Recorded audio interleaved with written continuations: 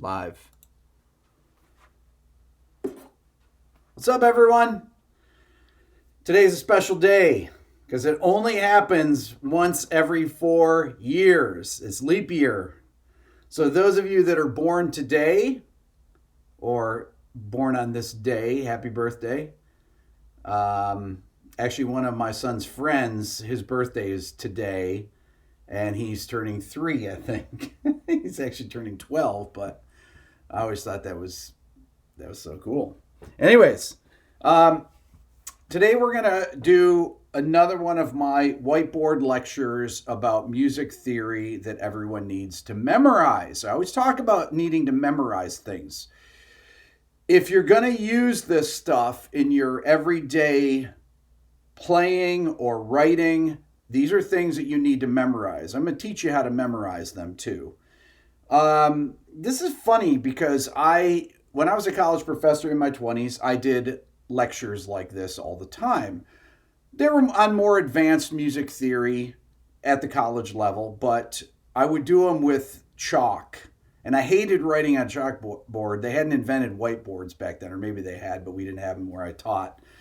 But I think it's important to do these kind of lectures where you're talking things through and explaining them. I think it helps people understand them better. I have a bunch of things written down here. Before I start, I have a discount code for the Beato book YouTube Instagram transcription bundle, which is 600 and some odd pages. Billy, how long is it?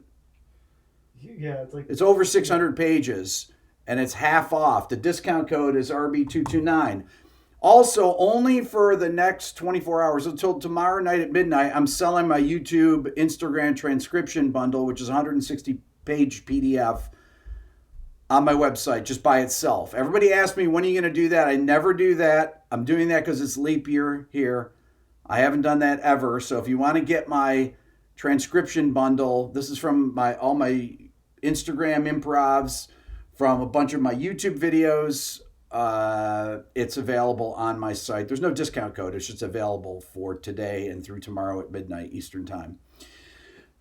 Check it out. Okay, up here I've written down really 4 things on which to know that we're going to talk about, and then how to use it or how to memorize it. Okay.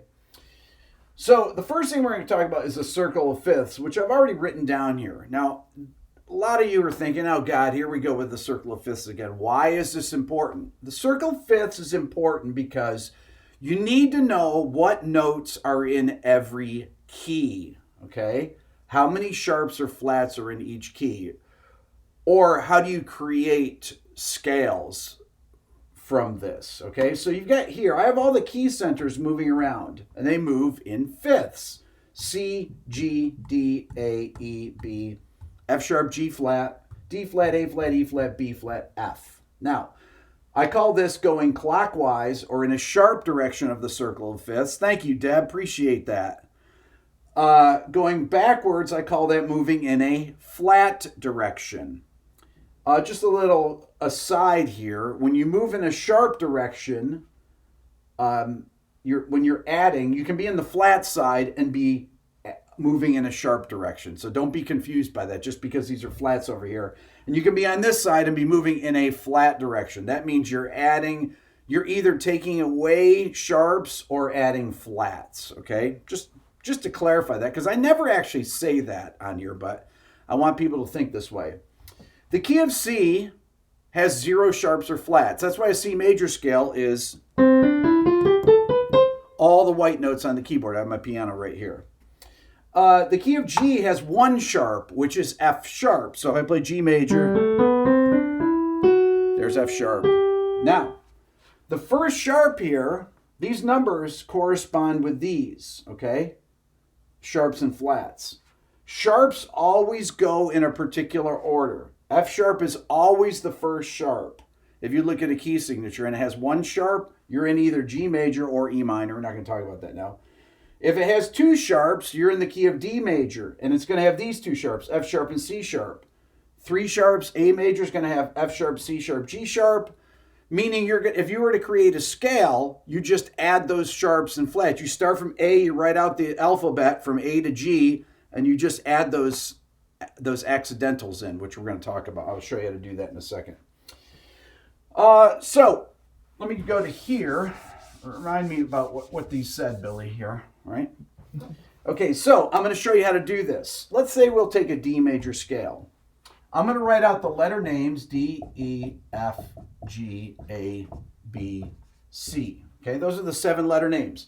It says it has 2 sharps. The 2 sharps are F sharp and C sharp. So I'm going to add F sharp and C sharp. That gives me a D major scale, right? D, E, F sharp, G, A, B, C sharp, D. Okay, that's a D major scale. 2 sharps, and those are 2 sharps. Let's say we take something from the flat side.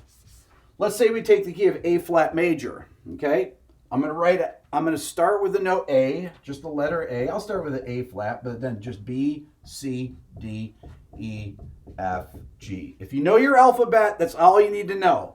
It says it has 4 flats. Well, the order of flats is this way. Okay, it always starts with B flat, E flat, A flat, D flat, so on and so forth. So I'm going to add in B flat. I'm going to add E flat in. I already have A flat, right? And then I'm going to add D flat.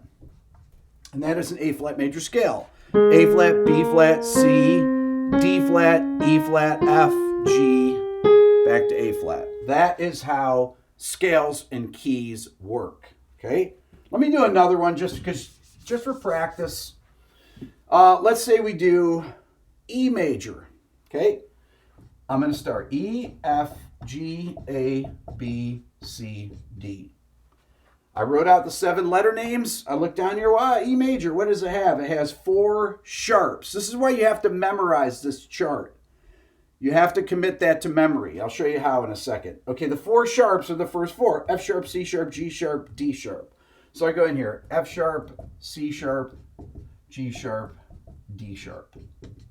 That gives me an E major scale. E, F sharp, G sharp, A, B, C sharp, D sharp, back to E. Okay? Thank you, Matt. Appreciate that very much. Okay, so this is how you create scales or keys, all right? So this needs to be memorized, this circle of fifths. Let's go back to the key of C now, because the next thing, let me talk about the order of sharps and flats. If you look at it, F, C, G, D, A, E, B, if you take that, right, and then look at it backwards, you have the order of flats, right?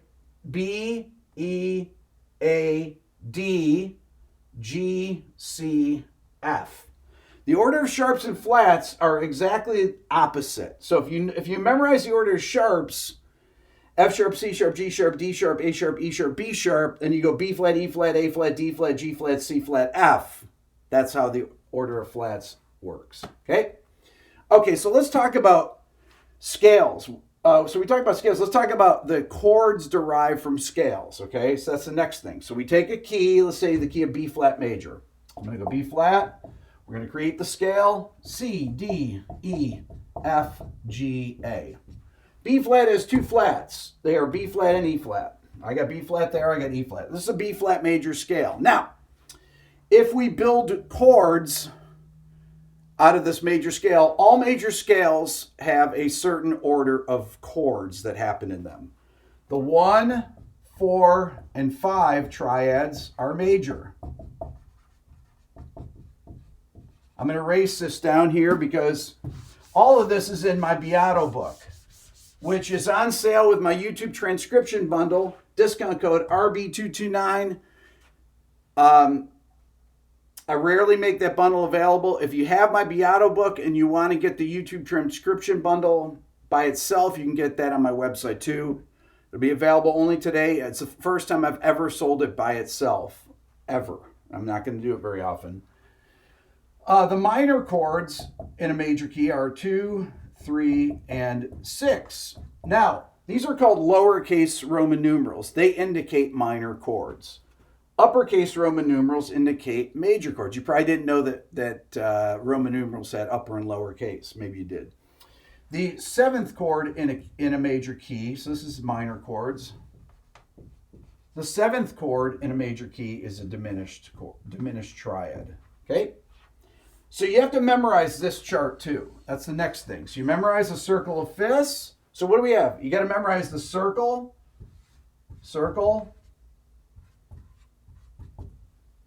fifths. You have to memorize the order of sharps and flats. Order of, I'll just write sharps and flats. Sharps and flats. Then you have to memorize the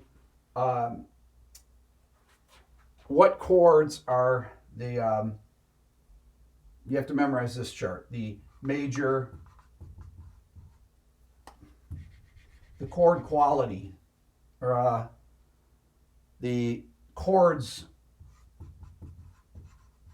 of the key. That's a better way to say it. Okay. And you literally just memorize this chart. Well, it's pretty easy. All blues is 1, 4, 5. If you know something about blues, if you're a blues in C, let's say we're doing key of C, and you're doing a blues in C, because C is easy. We used to call it college key. So blues in the key of C, so you get C, D, E, F, G, A, B. Those are the notes of the C major scale. The 1 chord, the 4 chord, and the 5 chord right here. That's your 1, 4, 5. 1, 4, 5. Those are major chords, okay? As you can see from here. C major, F major, G major. Those are the notes of the blues. Well, the minor ones are 2, 3, and 6. So I put a little minus here. Minus means minor. That's another shortcut. And the 7th chord here is diminished. So that's the keys. Those are the chords in every major key. They always follow this pattern, right? Major, minor, minor, major, major, minor, diminished. Major, minor, minor, major, major, minor, diminished. Okay, so these are the kind of things that I do to memorize these things, right? With the circle of fifths, C, G, D, A, E, B, F sharp, G flat, D flat, A flat, E flat, B flat, F. You just got to memorize it, and you go backwards. C, F, B flat, E flat, A flat, D flat, G flat, and you just go that way, and you just do it. You know, B, E, A, D. You got to think about these things. You have these patterns, B, E, A, D, here, B, E, A, D, and then G, C, right? You got that bead is there, and you got bead here, too. B, E, A, D, B flat, E flat, A flat, D flat, B major, E major, A major, D major, okay? Always remember that bead. If those of you that speak English, that's a good way to do it, okay? So these are the chords in a major key right here. That's the pattern of chords. Always follows the same pattern, okay? Now, once you know this pattern, I'm going to do it like this. I'm going to write it out here, because this is how you memorize this stuff. You go like this. 1, 2, you write your little Roman numerals down. 3, 4, 5, 6, and then 7 diminished. Okay? Now, your modes work directly with these. Your first mode is Ionian. Ionian always goes with the 1 chord in a key. Dorian goes with the 2 chord. Phrygian goes with the 3 chord. Lydian goes with the 4 chord. Mixolydian goes with the 5 chord. Aeolian goes with the 6 chord. Whoa. And Locrian goes with the 7th chord, the 7 chord. Okay, that's how modes are related to keys and to chords, okay? If I'm in the key of C, right, you got the C, F, oh, I did E minor 7, sorry, G, and then C. Okay, so if I'm in the key of C and I go to a G major chord, right, the scale is G Mixolydian. That's the scale that goes with it. If I'm on F, it's an F Lydian scale. And then if I'm on C, okay, if I go to D minor in the key of C, that's D Dorian. That's how modes work with chord progressions, okay? Now, this is really important. This is the order of modes. Okay, I'm going to write them differently so you can see them a little easier.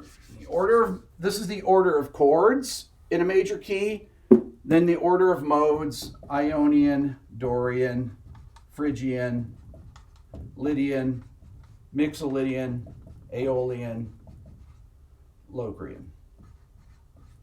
That goes with the 1 chord, the 2 chord, the 3 chord. See how I write it differently all the time? 4, 5, 6, and 7 diminished.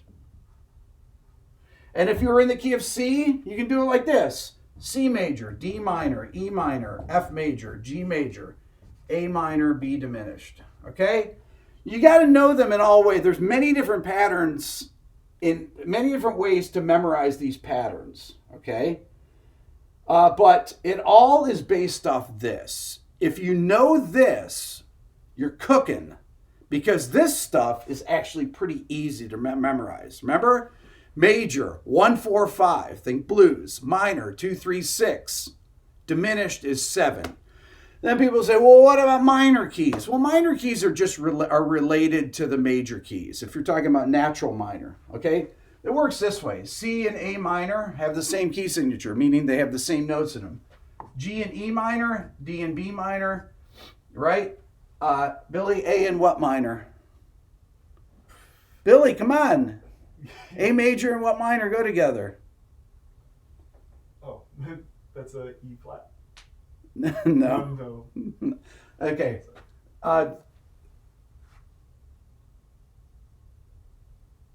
Seriously.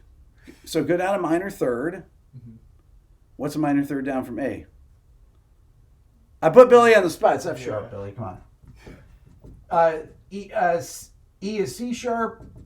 B is G sharp.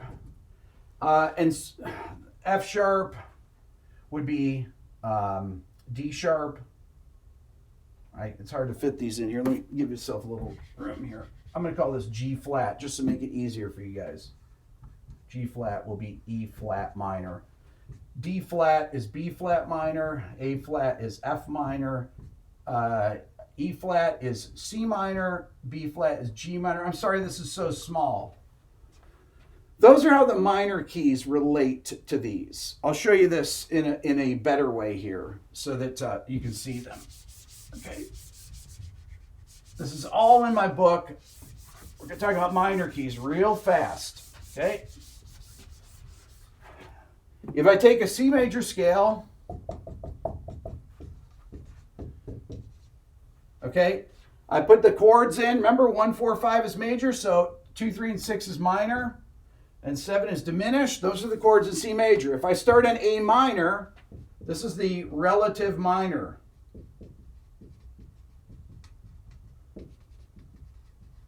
If I do the same chord sequence, this would be the relative major then, or this would be, if you're in A minor, that would be the relative major.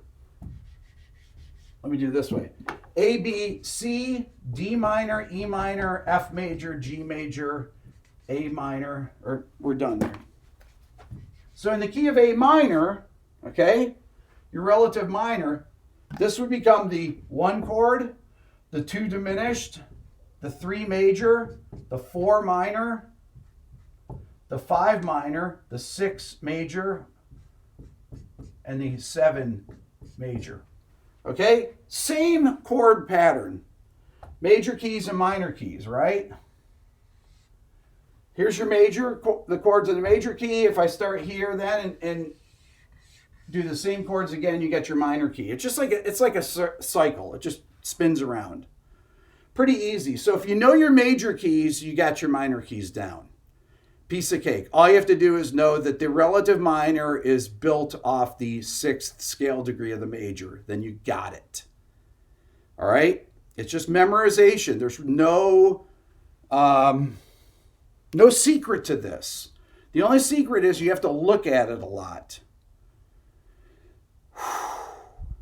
Okay, so this is all right at the beginning. Romano, thank you very much. Appreciate that. This is right in the beginning of my book. The first thing I do after intervals, which we talked about last live stream. By the way, I always archive my live streams. If you ever want to go back and look at my live streams, they're in an archive playlist on my channel. I always take them down after a couple days because YouTube doesn't ever push them after a couple days. It doesn't matter whose live streams, any live stream. So my book, which only comes in a PDF, this is the printed version. This might be out of book 2 actually, but it starts with intervals, but immediately it gets into key centers. Okay, that's the next thing, and it tells you what chords, building diatonic chords. It tells you what chords are in each key, and you learn how to how they all relate and how to memorize them. Well, to memorize them, once again, everybody has a way that they memorize. I have my own particular way that I memorize things. It's that I learn them and I don't forget them. I'm just kidding with you. A lot of it can just be repetition through speaking it. It can be repetition through writing it. You can use the chunking method, meaning you take little segments and you memorize them. Chunking would be something like 1, 4, 5 is major, 2, 3, 6 is minor, 7 is diminished. That would be a chunking thing. You know, when you start getting into more complex scales, slightly more complex scales, the melodic minor scale, the harmonic minor scale, the harmonic major scale, the double harmonic major scale, and then all your auxiliary scales, the diminished scale, half whole, whole half, right? Tonic diminished, or dominant diminished, tonic diminished. You have the augmented scale, you have the whole tone scale, you have the pentatonic scale, major, minor pentatonic, minor blues, major blues, then you have the pentatonics of the melodic minor. So there's a lot of other things to memorize, but you start with the basics, the circle of fifths, what chords are in each key, the diatonic chords as we call them, and how to figure out what scales are in every key. The modes, okay? Those are always in the same order. Ionian, Dorian, Phrygian, Lydian, Mixolydian, Aeolian, Locrian, and they go with each key. The 1 mode is Ionian. The 2 mode that goes with the 2 chord is Dorian. The 3 mode that goes with the 3 chord is Phrygian. The 4th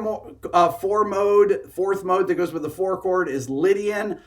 The 5th mode that goes with the 5 chord is Mixolydian. The 6th mode that goes with the 6 chord is Aeolian. And the 7th chord that goes with the 7th mode, or the 7th mode that goes with the 7 chord is Locrian. Okay? So, remembering the orders of sharps and flats, whatever kind of mnemonic devices you need, do that. But it really comes from literal repetition. I think it's best to write the things out numeral times, okay, or a number of times. That's probably the easiest way, because when you combine the act of writing along with visualizing, seeing it as you're writing it, and if you say it out loud, you've engaged all your sensory, ways that you can learn things. You're hearing yourself say it, you're writing it, so you're actually the physical act of writing it, and then you're seeing it as you're writing it. Or you're looking at the Beato book and you're saying, okay, so these are the keys and these are the chords, all right? If you start getting into interval patterns and things like that, whole step, whole step, whole step, whole step, half step, whole step, whole step, whole step, half step. Those things are harder to memorize, I think. It's easier just to learn the circle of fifths and learn what notes are in each key, because it will help you in reading. Billy, any interesting questions? I'm going to drink some coffee here for a second because you can tell I need coffee. I don't need coffee. But that's good. How does this stuff transfer to the guitar? How does it transfer to the guitar? The same way that it transfers to any instrument. If you are trying to figure out the chords in a key, let's say you're playing somebody's playing a chord progression like this. Let's say you've got,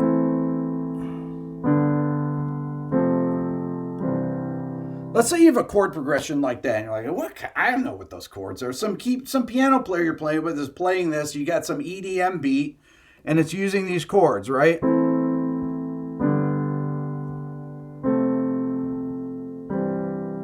You say, I don't know what that is. Well, if you can pick out those notes in that first chord is A minor. The next chord is G major. The next chord is A major, or F major. The next chord is C major. You'd be like, what has all those chords? Well, the key of C actually has all those chords. If you have it memorized, if you're looking at it, you can see the person's playing all white notes. If you were looking at my hands, you could see that I'm doing that.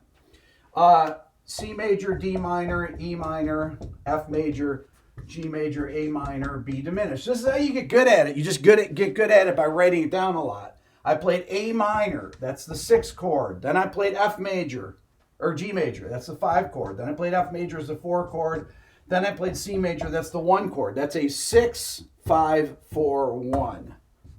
A minor, G, F, C. 6, 5, 4, 1 in the key of C. If you were to say, well, what do I play over that? What scale would I play over that? Or what notes would you use to create a melody over that? You'd use the notes of C major.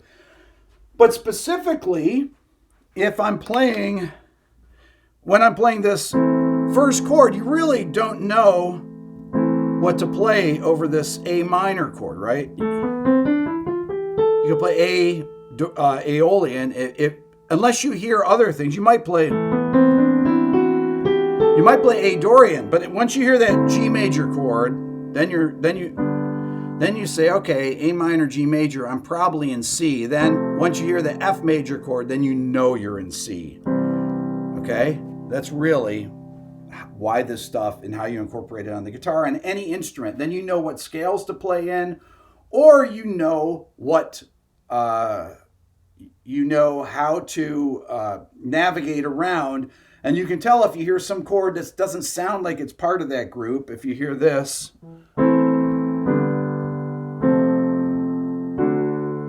Whoa, what was that? Well, you'd have to know that was a D major chord. Okay, would be a secondary dominant chord. We'll talk about that later. It's not for today. Secondary dominants are covered in my book. My ear training, the Beato ear training I'm having is there's a discount code for that too, I believe. Right, Aaron? 20% off? Aaron's not on here, is he, Billy? What's the discount code? I'll get that for you. Billy's going to get it. There is a discount code right now for the Beato ear training. I think that Aaron created just for this, a leap year discount code. The reason that you do ear training is to be able to recognize things like this. When you go to D major, you'd be able to say, oh, okay, that's a secondary dominant chord. And you say, okay, what does that D major relate to? It's the 5 chord of G, so it's a 5 of 5, okay? That's what secondary dominant chords. They're a chord that's coming from another key that's related to the key you're in, but it's usually adding a particular accidental to create a stronger leading tone to that other key. The D major chord has an F sharp, which is a stronger leading tone to G major. That's why you add these secondary dominants. They just create this this kind of motion. ET20, is that right? ET20 for 20% off, yes. Yeah, 20% off my ear training course. Once again, if you want to know how to recognize these things by ear, you have to do ear training. You got to learn intervals. You have to be able to recognize da da. That's a major third. You recognize those things. You got to be able to recognize chord progressions. You got to be able to recognize secondary dominants. You got to be able to recognize so many different things. I mean, there's really a lot to ear training. Eventually, when you get into the later parts of the ear training course and you start getting sounds like, this, and you say, whoa, what is that? And you recognize, let's see, I hear a flat 9 interval in the bottom, and then you see that I hear a flat 9 interval there, C, C sharp, or C, D flat, E, F. This is how, when your ear is really developed, you'll be able to hear things like that and recognize the even the very dissonant chords, what they are. Okay, just takes a lot of training. Okay, that's it for today. I think we're good, Billy. Oh, check out my new video, by the way. Those of you that haven't watched it, I have a new video on the 20 greatest. What's that? Rock anthems. But we're all playing live in there. My buddy Jason singing and Rhett Shull, that you all know, and Dave Honorato, who are always on my channel. Well, you know Rhett, he's got his own channel. We're all playing live, and then I added drums and harmonies afterwards. But we're just doing one live take after another, no click track, nothing. and we played my picks for the top rock anthems of all time. People say, well, what about rock anthems? Well, I'm not going to say what people say. But it's put in your list if you have a beef with what I say. Always put in your good list. People had some great suggestions on that, really. I really like that. And actually, almost, I'd say 95% of them are things that we had on our list. Right, Billy? Yeah. Okay, you guys are awesome. Discount code, you got it all. We'll talk later. Enjoy your leap year. This is really a special day. I love leap year. It's one of my favorite days every 4 years, okay? So go out there and have a good time today. We'll see you later.